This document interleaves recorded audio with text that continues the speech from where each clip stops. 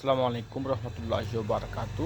আপনারা হয়তোবা দেখতে পাচ্ছেন যে এখানে হচ্ছে চাউলের গুঁড়া, যেগুলো খুদ বলে থাকি আমরা সাধারণত। এগুলো আপনারা ব্যবহার করতে পারেন মাছের খাবার হিসেবে, গরু বা ছাগলের খাবার হিসেবে, এমনকি মুরগি, হাঁস মুরগি অত বিভিন্ন রকম পশু পাখির জন্য এগুলো ব্যবহার করা যেতে পারে, যেগুলো অত্যন্ত সুস্বাদু এবং এগুলো পুষ্টিকর খাবার।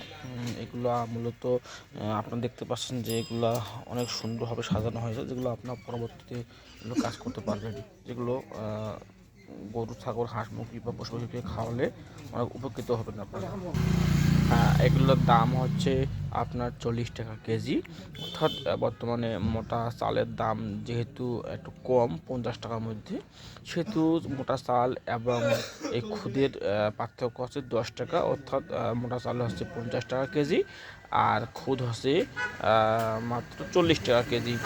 আপনারা এই 40 টাকা কেজির মাধ্যমেই আপনার পশু পাখি অর্থাৎ গরু, ছাগল, হাঁস মুরগিকে আপনারা এগুলো খাওয়াতে পারেন, যেগুলো অত্যন্ত পুষ্টিকর।